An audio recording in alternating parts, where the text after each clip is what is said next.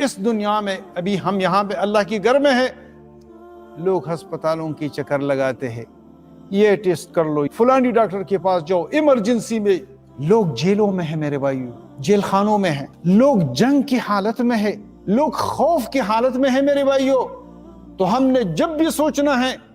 اللہ رب العالمین کی نعمتوں میں سوچنا ہے میرے بھائیو۔ حدیث میں ہے رسول اللہ صلی اللہ علیہ وسلم کا ارشاد ہے، من اصبح منکم آمنا فی سربہ، جو لوگ ان پہ صبح ہو جائے، جس پہ دن آ جائے کہ وہ اپنی جماعت میں پرامن ہو، معافن فی جسدہ،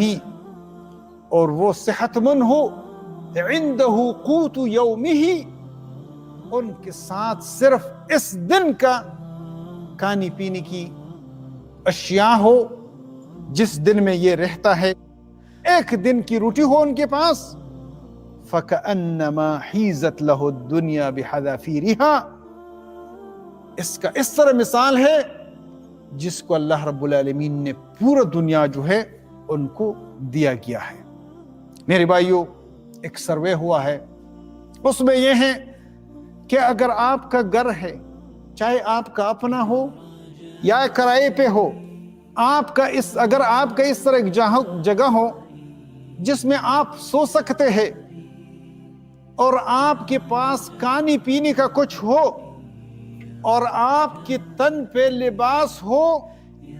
تو آپ دنیا کی 75% آبادی سے بہترین اور امیر ترین لوگ ہیں۔ تو ہم نے الحمدللہ کہنا ہے اور اللہ کا شکر کرنا ہے میرے بھائیو، سر بسجود ہونا ہے اپنے رب کے سامنے۔